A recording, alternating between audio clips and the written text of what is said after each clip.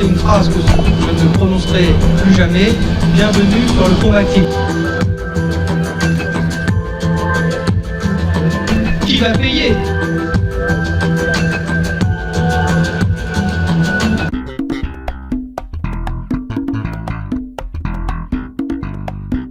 Aujourd'hui, nous n'inaugurons pas un équipement, nous célébrons sa réouverture. Pas de ruban tricolore ou de cocktail donc, mais une journée pont ouvert, comme en écho à celle du 28 février 1980, présidée alors par Jean Le Canuet avant la première mise en service, 2 mois après la construction du pont. Aujourd'hui, Mathilde renaît de ses cendres, phénix de bitume et d'acier, dont les ailes à nouveau déployées serviront toute la Seine-Maritime et même au-delà. C'est exceptionnel et tant mieux. Je le dis d'emblée, nous aurions tous préféré ne pas vivre l'épopée qui s'achève et nous aspirons tous à ce qu'elle reste unique. Fallait-il pour autant renoncer à en marquer l'issue ? Je ne le crois pas. Quand tant d'efforts et de compétences ont été déployés, il est conforme à la tradition républicaine de les honorer. C'est pourquoi j'ai tenu, au nom du département, à inviter ici les Rouennais et les Sénomarins. Ils pourront ainsi se réapproprier positivement les lieux. Fort heureusement, il n'y a pas eu de victimes corporelles. C'est largement dû à l'efficacité des secours et je veux les remercier une fois encore. Mais il serait inconvenant d'oublier les contraintes subies par les automobilistes et les transporteurs, ainsi que les difficultés qui en ont résulté pour de nombreuses entreprises, des commerçants, leurs clients, leurs salariés. Et donc je salue le courage, l'intelligence, la patience des milliers de Sénomarins qui ont su reconsidérer leur organisation quotidienne. Près de 8 millions d'euros de travaux, sans certitude sur la contribution des assurances. Fallait-il avancer cette somme ou repousser le chantier jusqu'à l'issue des contentieux ? À l'heure où la crise des finances locales rend quasiment suspecte la moindre dépense, reconnaissons que la réponse était délicate. Le département a choisi de préfinancer les travaux. Depuis, le délai de reconstruction a été tenu et une première provision de 5 millions d'euros nous a été versée par les assurances. Nul ne songerait donc aujourd'hui à contester que les euros avancés ont été des euros utiles. Mais la valeur d'une décision politique ne s'apprécie pleinement qu'a posteriori.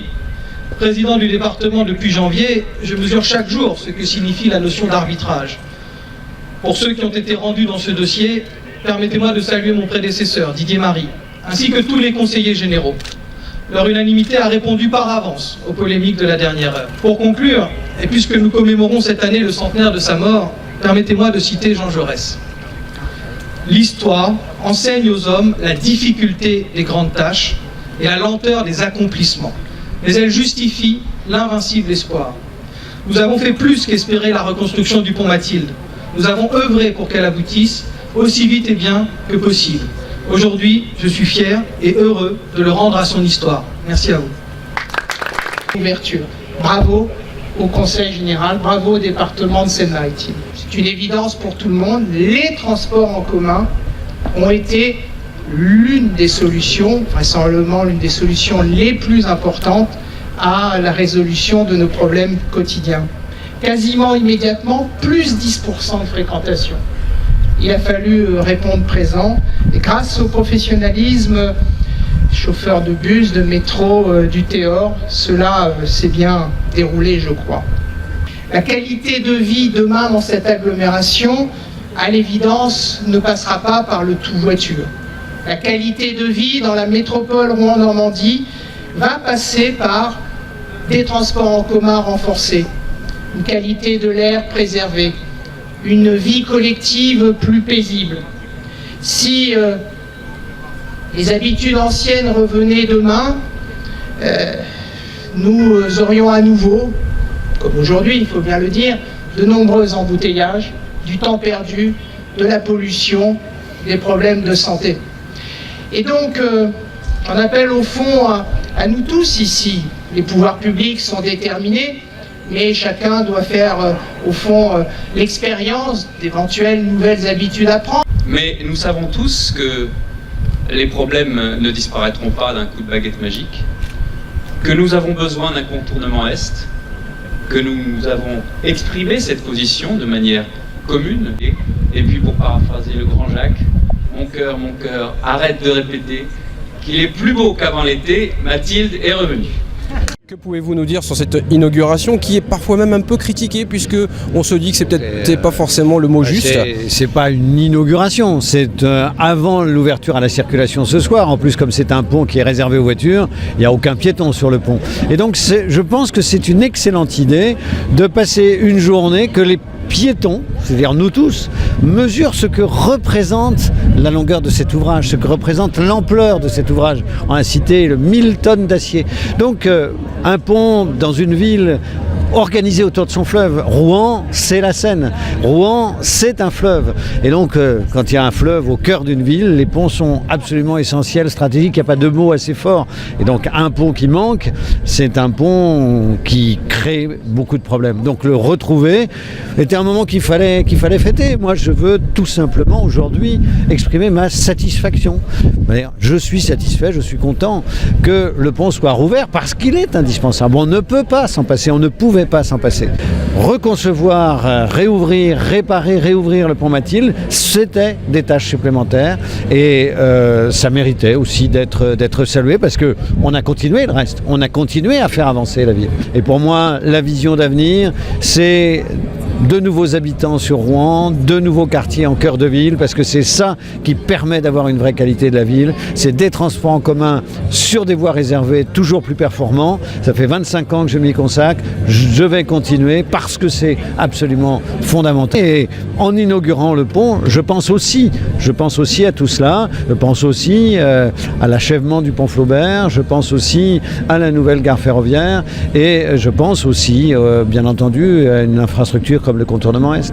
Je veux dire, pour que ça ne coûte rien, je veux dire, la question, c'est donc au président du département qui, je sais, s'est battu. Il y a des assurances. Je veux dire, c'est un accident qui est un accident. On ne va pas accabler le malheureux chauffeur, mais je veux dire, il y a une maladresse, en tout cas au minimum de conduite. Est-ce qu'il y a plus qu'une maladresse?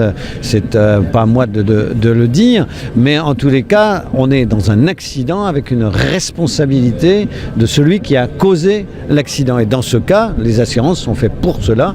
Et moi, je veux que le département se battra jusqu'au bout pour que la totalité soit remboursée par les assurances. Le commerce de proximité souffre, le commerce de centre-ville souffre. Il souffre dans toutes les villes. Je veux dire, il faut prendre les chiffres nationaux sur le commerce pour constater que dans toutes les villes, il y a des difficultés. Et tout simplement, les chiffres nationaux de la consommation. Je veux dire, quand on a une consommation stable ou en baisse légèrement, je veux dire, c'est dans toutes les villes sur la totalité de la France et c'est d'abord lié à la situation économique qu'il faut impérativement redresser.